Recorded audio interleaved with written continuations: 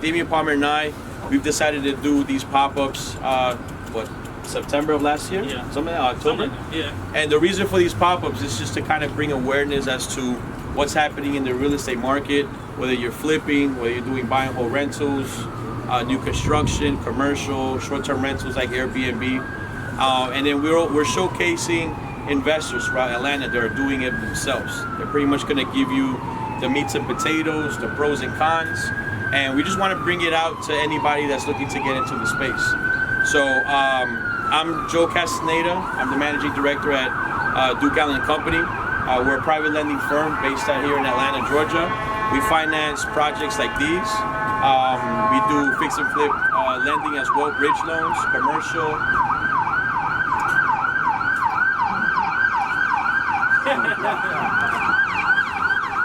Not yet. So if you guys want any information, we could definitely go over any type of programs that you need to as far as financing your projects. And then I have my partner here, Damian Palmer. He's going to give you a little bit about himself. Hey, what's going on? Damian Palmer, part of D-Spirit Realty. My lovely wife is right there. You can't hear? I'm going to stand up on the stage too. Can you hear now? Right. This is for all the tall people in the back. It's kind of like still kind of piggybacking on what Joe said. When we first started, we were talking about since COVID hit, we weren't seeing as much walkthroughs and different things going on. And also, there's so much new people that we see that's jumping into business right now. How can we help? You know, it's all about helping, educating, and making sure people make the right decision and know what they're actually getting into.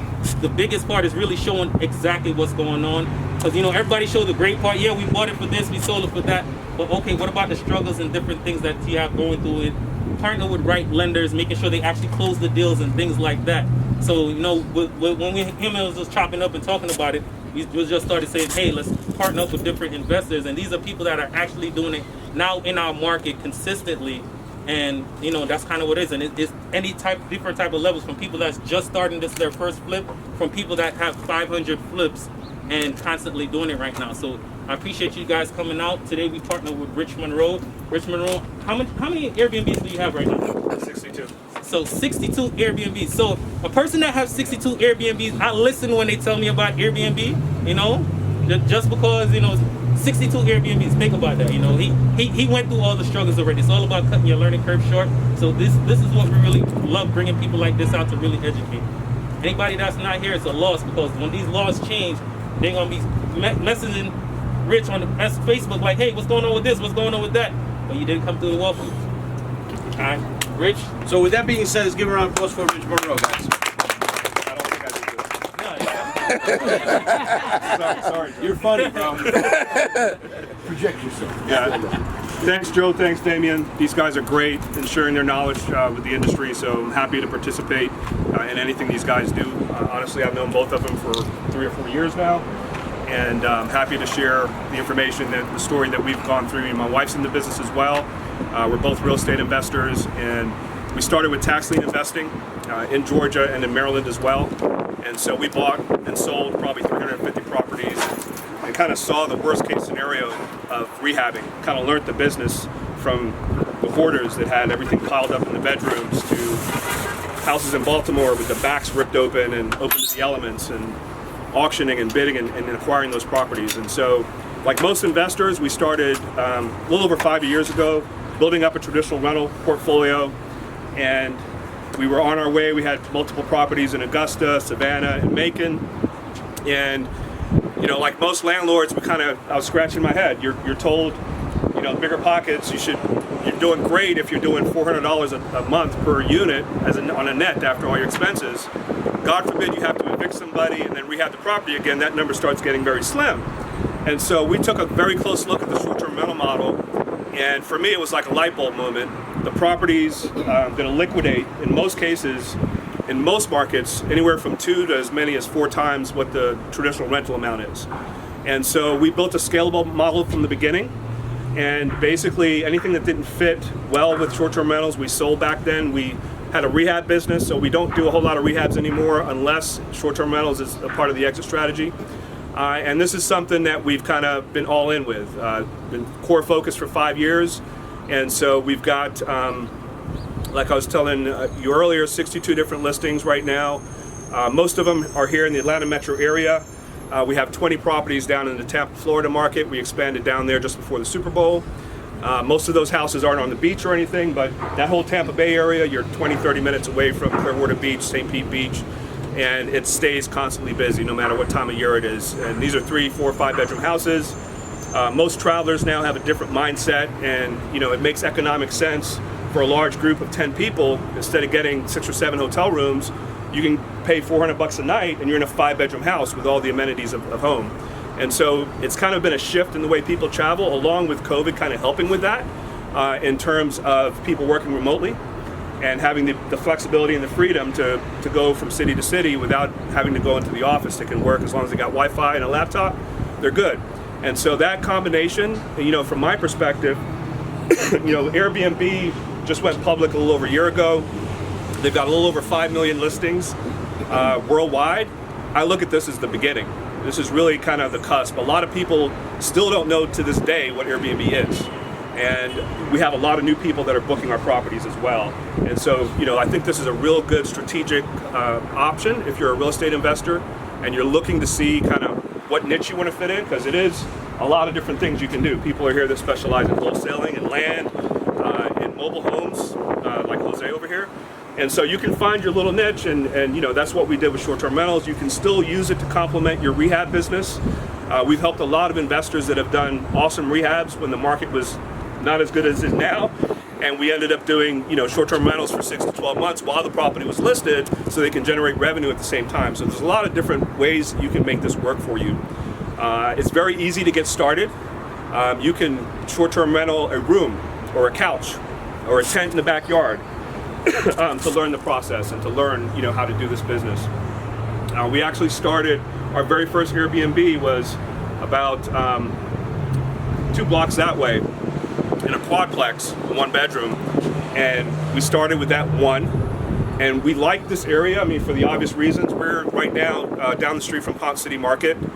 You can walk 3 blocks that way and you're on the Atlanta Beltline. Claremont Lounge is there. North Highland is over here with 5 or 6 different restaurants. Little Five Points is a few minutes away. So from a location standpoint, when we first started this business, we looked at the heat map and said, where's all the activity happening? Where are all the listings at? Why reinvent the wheel? And that's why we started in this area. Like Damian was saying, we kind of learned over time and kind of as we evolved. Most of the folks that I've known that are in Atlanta that are aggressive in this space, some of them are doing the large apartment complexes. Nothing wrong with that. The only thing that I would ask that you do or recommend is make sure that you're getting permission. The kind of the short-lived, under the radar kind of model, not good, right? So pretty much every lease that we do, it spells it out in the lease agreement that the landlord owner agrees that he's allowing me or she's allowing me to do short-term rentals.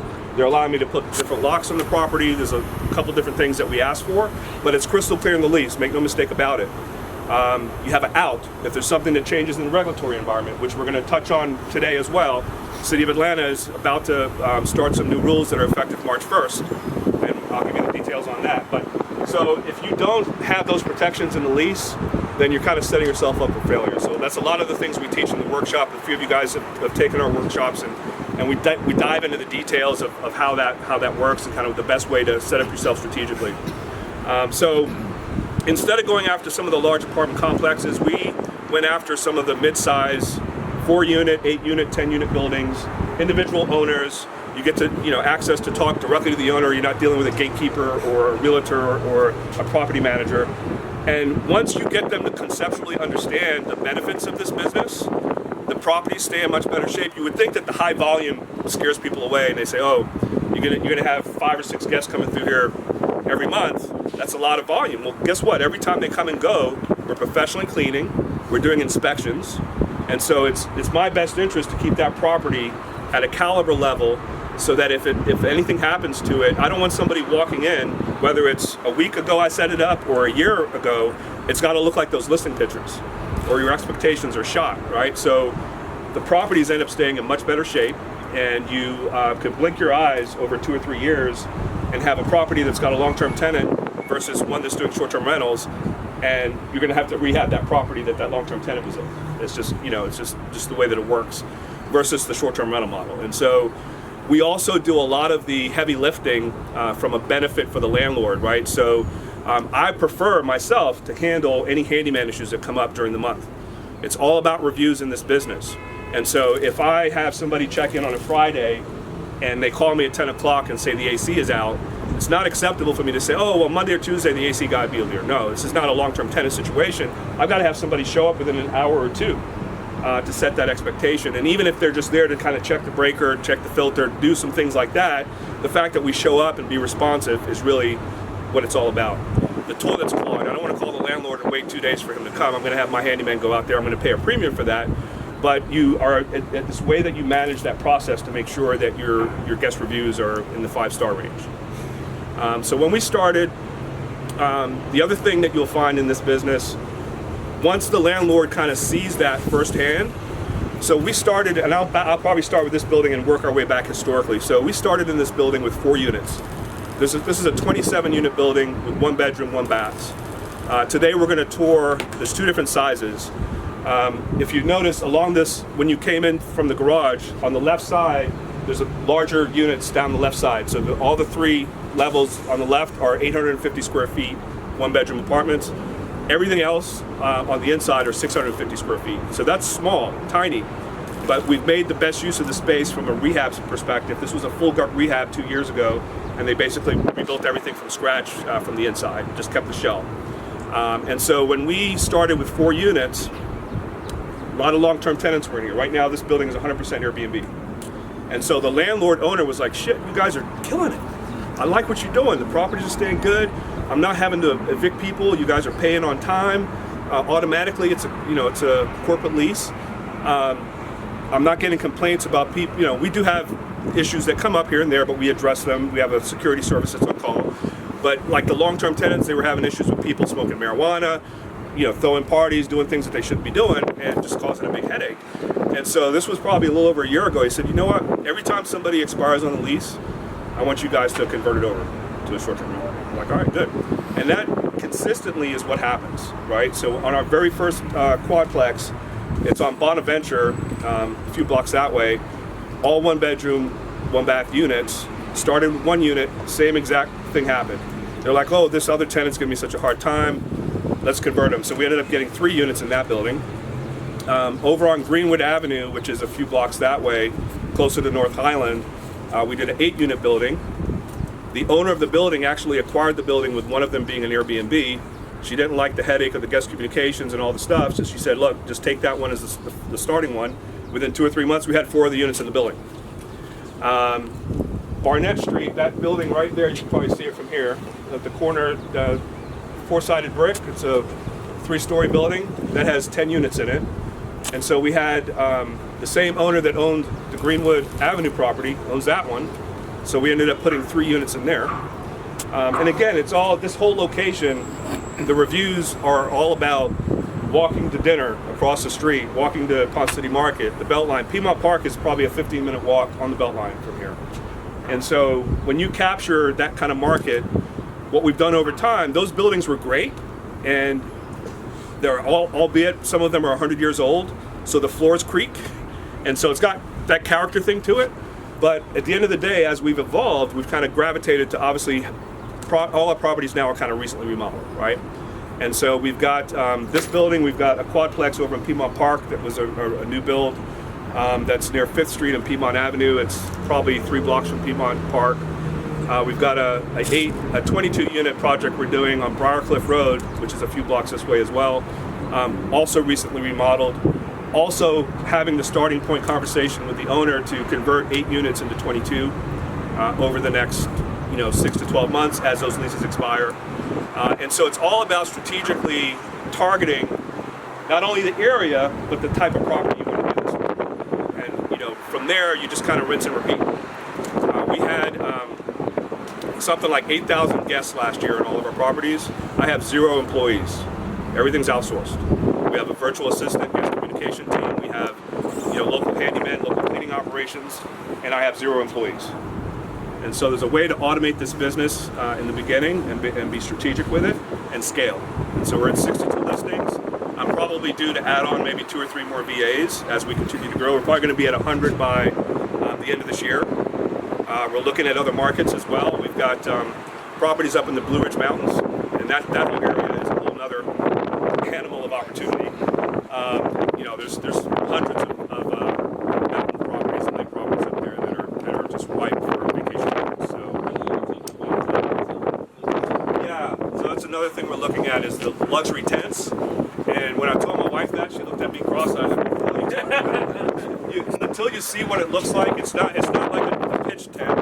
It's literally got all the amenities at home: full bathroom, full kitchen, AC unit. It's completely sealed. It's kind of like a yurt. It's kind of like a safari tent, like, you know, that type of look. And so the costs on those are, you know, anywhere from 70 to 80K, and those will generate like $300 a night. So you're talking $6,000-7,000 a month in revenue on something that costs you, you know, 70 to 80 all in to get set up.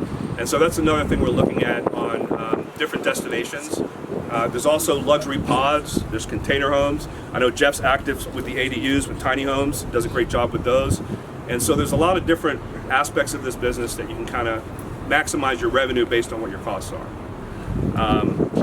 So I know I've been rambling. I'm gonna give you guys a tour in a minute, and I'm gonna touch on the regulatory stuff as we're still up here in a group. Are there any questions on any aspect of this? Yeah. So you're not buying the property specifically, you're doing it through arbitrage. Correct. What happens if, for instance, the owner of this building decides to sell his back? Then it's sold with the leases, just like a traditional lease would be. So then the new owner comes in, potentially continues to work as an Airbnb concept, but what if they don't? Then they don't. They Then change you lose it. all those What's the doors. question? For people back here?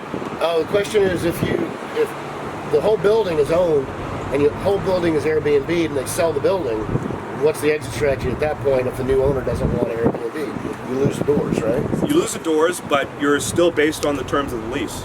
You know, the new owner Right. inherits the terms. So my lease is, I usually do longer leases, Okay. 36-month leases, Okay. because I'm investing a lot of time and effort to set Okay. properties up. And so, So law gives you protection there. yeah, Okay. And too, if somebody's buying a building and you're Correct. Whether they like it or not. right. But if somebody buying a building and these people are cash flowing, you don't have to worry about eviction and they're keeping the property. It's rare that a buyer will come in and then get rid Right. of that process. Right. Yeah, one of the things too, just from a multifamily perspective, we've partnered with large developers that are buying and acquiring multifamily buildings, 200, 300 units, with the concept of carving it. You know, immediately you can fix your vacancy problems. If 10% of them are vacant, you can come in and do short-term rentals on it right away. So even on the buy or even on the sell, it could be strategically added in there. And yes, an owner could decide they want to switch it, but to Damian's point, you know, if the model works, and one of the benefits of them buying it potentially could be that cash flow, why would they want to change it? Right. You know? 100% of their appraisal.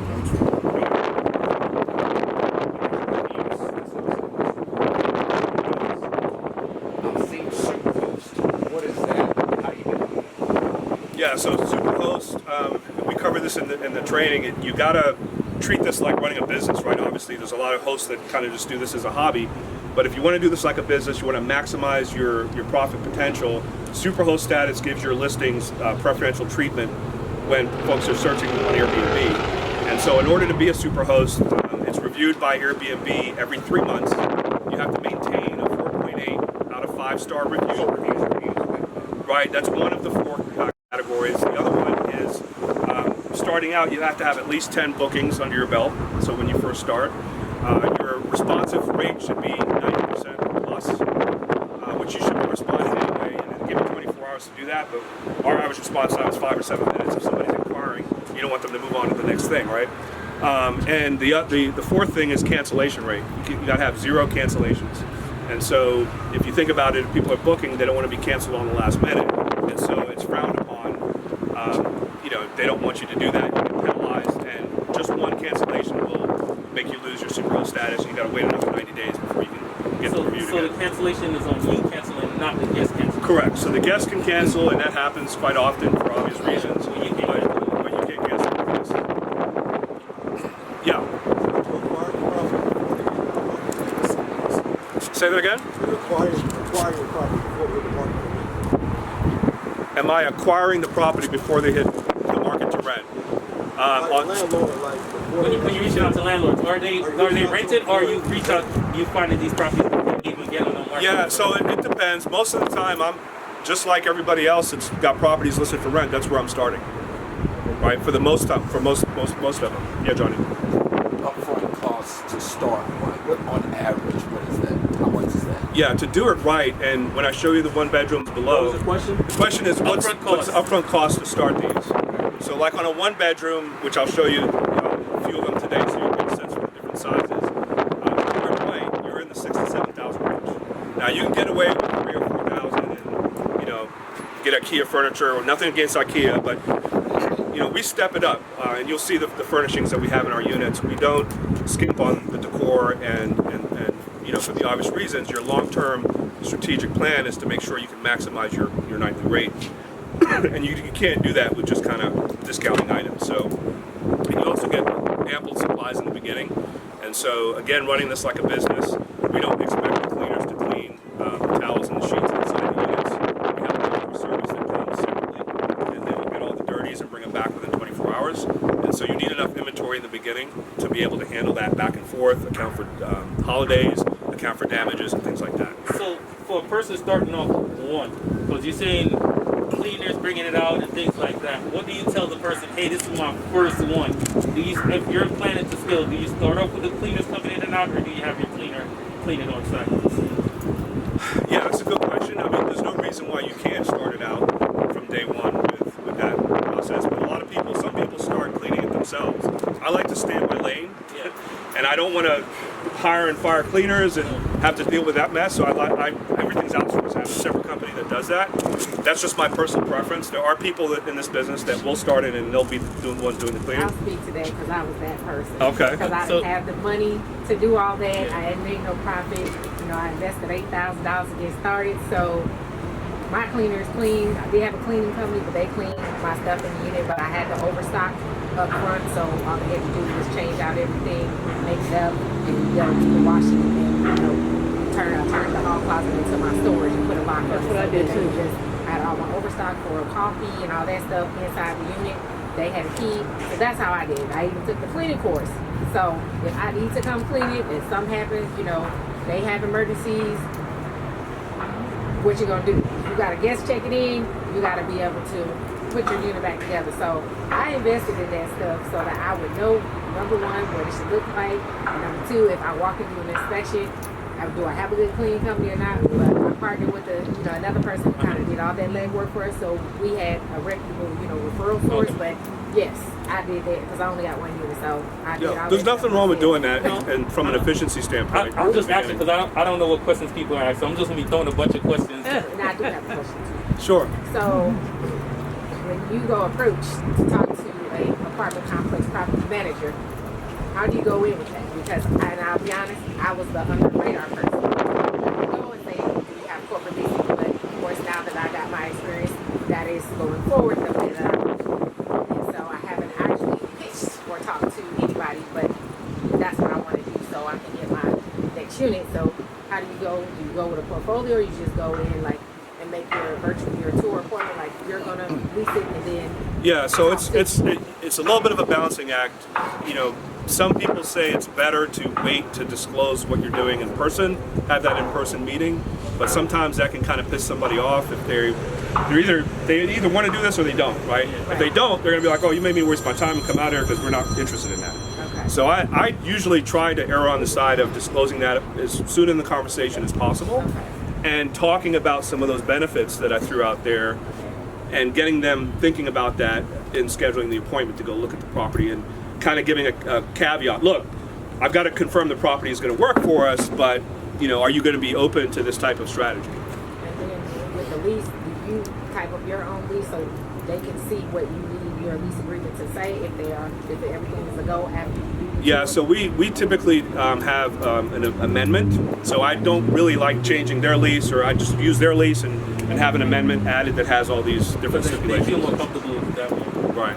Yes, Georgia. Do you put a washer dryer in each one of your units? Yeah, so every single one of these units have a washer and dryer in them.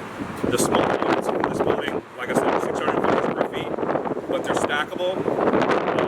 The larger ones are 850 square feet. We do have some units that we don't have washer and dryers in, but if you're going to do this and you have the option and you can negotiate with the landlord owner, you might as well get that as a part of it. The average stay is still 3 to 5 days. But when you have longer term bookings, which you will get a lot of those, 20, 30, 40, 50 days, that's the first question, is there a washer and dryer? Right. And so it's something good to have from the beginning. agree. Yeah. Jeff? Are your listings strictly on Airbnb? Yeah, so no matter what you do, and a lot of you that are already doing this know this, you can play around with different platforms. You know, we've got listings, all of our listings on VRBO. We've just gotten approved for Marriott Homes and Villas platform, which is a rewards, the Bonvoy members rewards program. So it's like 140 million nationwide that use Marriott rewards to stay at Airbnb or short-term rental properties, and so we're on their platform. We get quite a good look from that, and so you can play around with other listings. No matter what you do, from what I've found, you're still going to get 80% plus of your revenue from Airbnb. You know, you can still fill the calendar; it's still good to do, but you're still going to get most of it. When you go on other platforms, because I know Airbnb has from what I see so far, one of the best insurance policies. When you go on the other ones, do you add separate insurance for those ones? Yeah, there's different warranty programs. There's other things that you can do to protect yourself there, because that is one of the benefits of Airbnb. You know, it's a zero deductible. Any damages get repaired. You do have to jump through some hoops and send them the receipts or invoices or estimates, but most of the time you'll get fully reimbursed for any damage that happens to the Airbnb Air Cover program.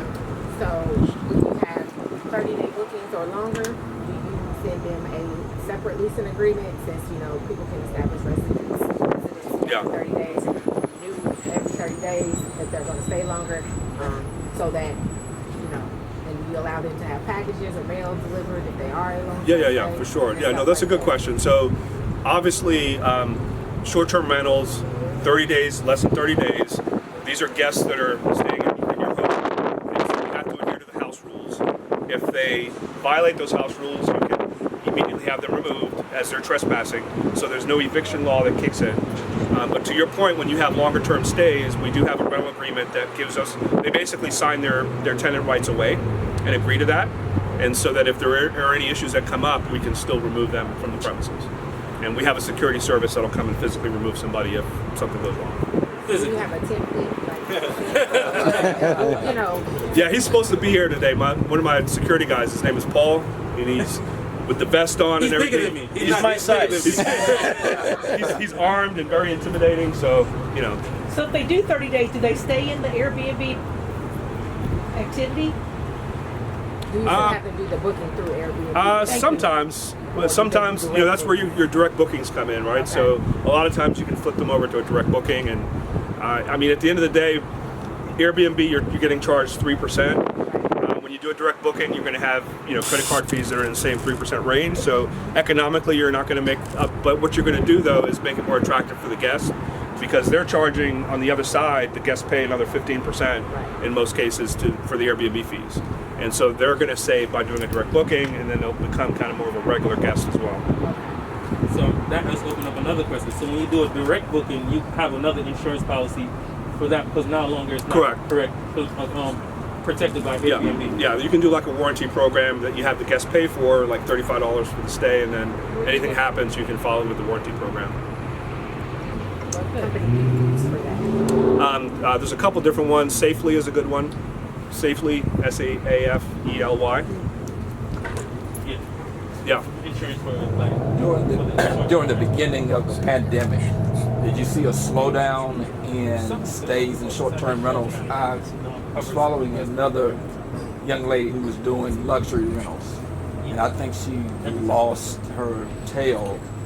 She's starting back up again now, but did you see any kind of slowdown in your business? And how did you cover for that? Did everybody hear that? So he's asking about the slowdown during the beginning of the pandemic, and he had a friend that had a luxury property that kind of lost out on it, and how that was affected. So really, in that March timeframe when they announced the international shutdown and kind of everything got canceled, March and April really was kind of a 3 or 4 week window where, as those cancellations happened, we were directly impacted like everybody else. But what happened was, after that opened up, you had a lot of people still wanting to move around, and we actually had a couple luxury high-end properties that got booked for 3-4 months at a time during that time, you know, because people were trying to bunker down and quarantine.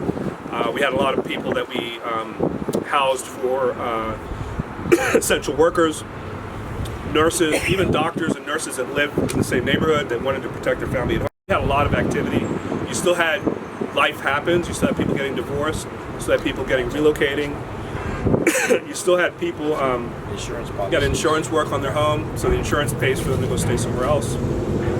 So yes, we were pretty fortunate all throughout COVID where we had constant occupancy. And to its location too in certain situations, especially during that is location. Is that a big thing with Airbnb, or do you book and you pretty much go anywhere with the Airbnb? Yeah, I mean, we've got properties out in the middle of nowhere that do well.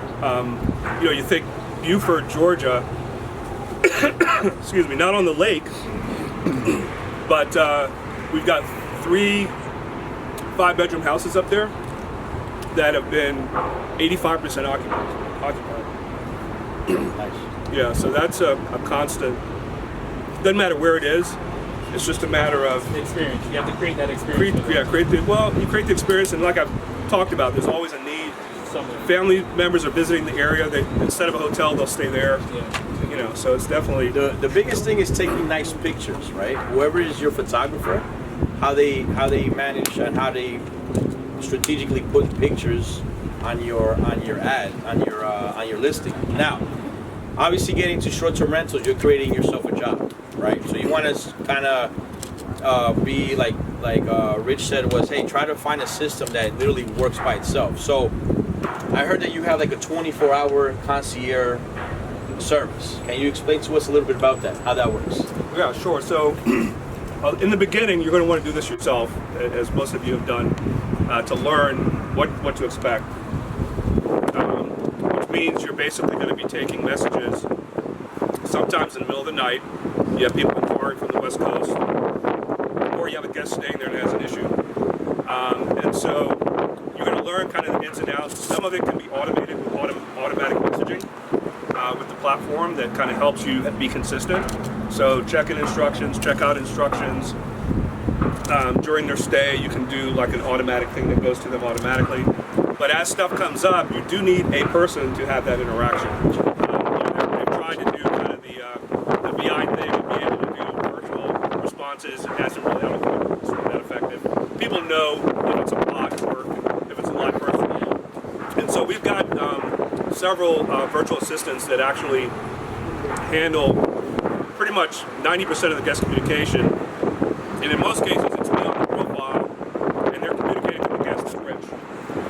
And so the guest the whole time thinks it's me. If the VA comes across something they don't know how to handle, they ask me about it. I tell them what the answer is or which way to go, and then I let them know, hey, save that issue next time it comes up, do the same thing. And so it's an evolving library that you kind of build over time, but that's how you kind of offset a lot of that daily work. Do you offer that to other hosts? Not at the present time. That is something that we used to offer that as kind of a per listing price, and we would handle the communications. Part of the thing that, and maybe it's just a control thing for me, it's difficult, again, with the reviews being the priority, to have pieces dismantled.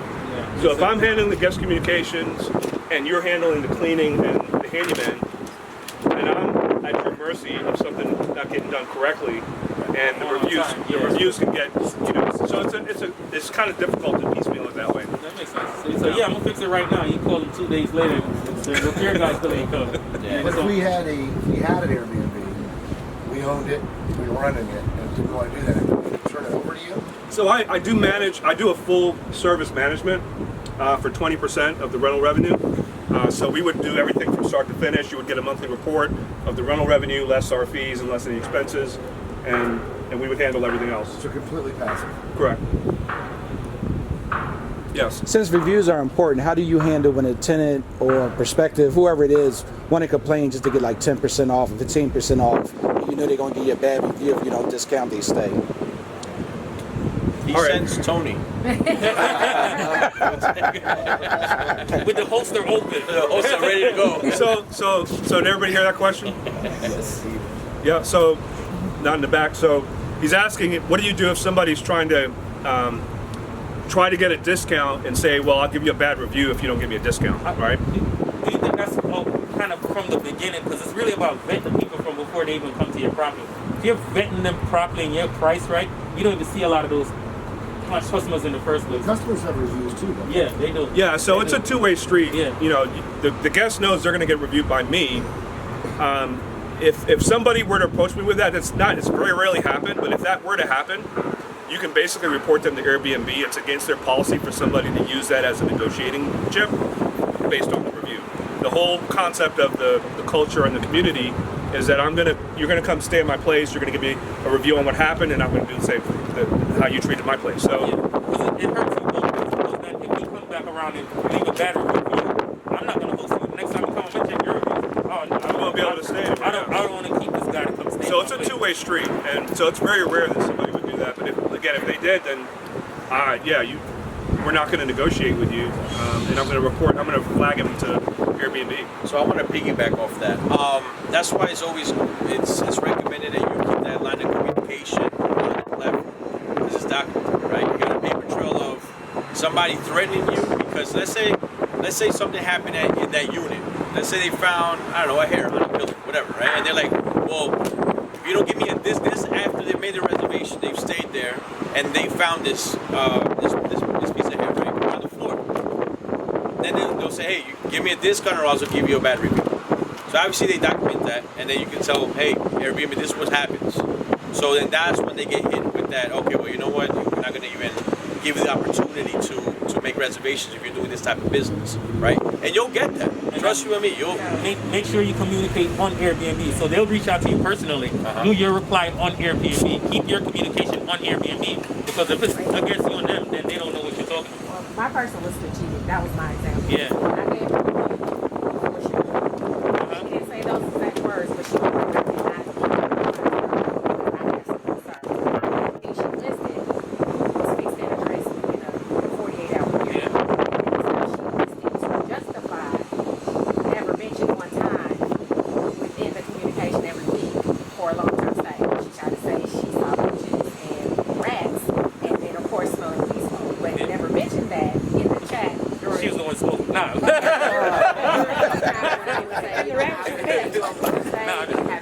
So she was strategic in how she did it. And I called or reported to Airbnb. They said that they didn't see where she was trying to leverage it that way, and they didn't.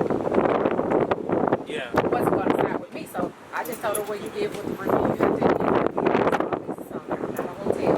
You know, unfortunately, you know, I'm not in the refund.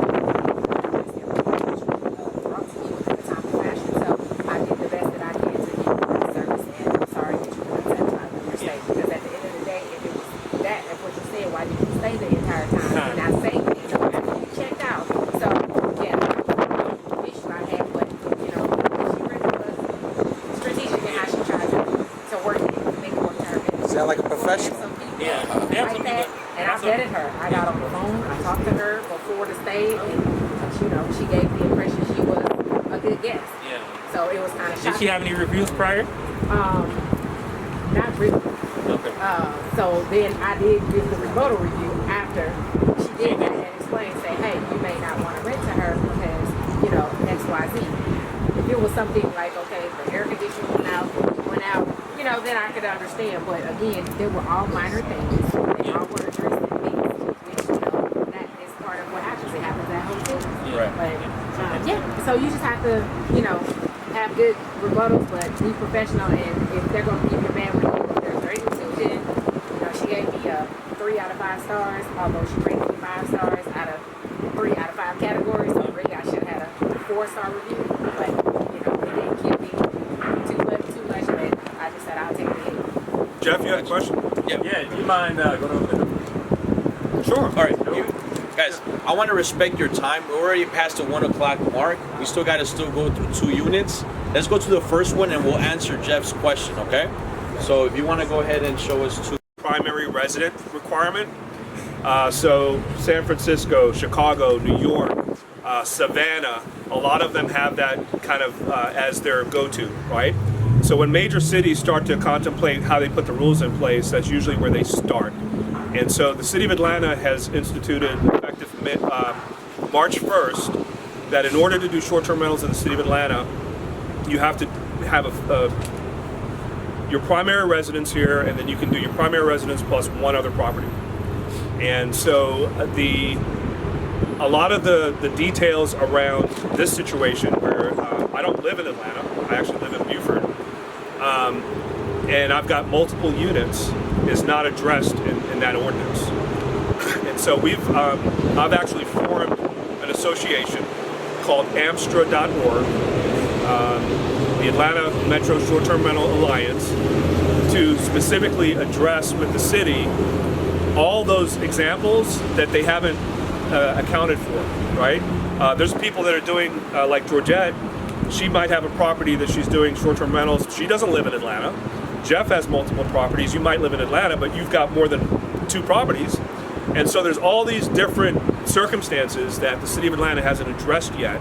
And so we have met with the new policy person for Airbnb, and we're going to be having a meeting with the city council members to talk about all these different instances that aren't currently addressed.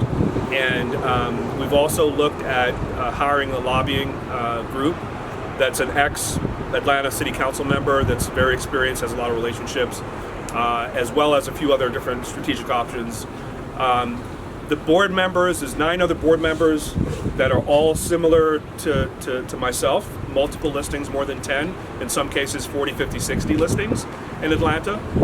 And so we all have kind of our interests aligned. But as an investor, even if you don't have short-term rentals today, you should be concerned about what's going on, because it's going to define what you can do or not do in the city of Atlanta going forward. So I would encourage you guys to join amstra.org, AMSTRA.org. Join that association. We've got our first member meeting this coming Wednesday at 4 o'clock. It's going to be a Zoom meeting, and we're going to go over all of the strategies that we're going to be doing to kind of have that conversation. Basically, Atlanta has said March 1st is the starting point for you to apply for a short-term rental permit on their portal. And they've drawn a line in the sand. April 1st, if you don't adhere to those, to signing for that permit and license process, you're in violation and you're operating illegally come April 1st. And so there's a short window for us to have those conversations.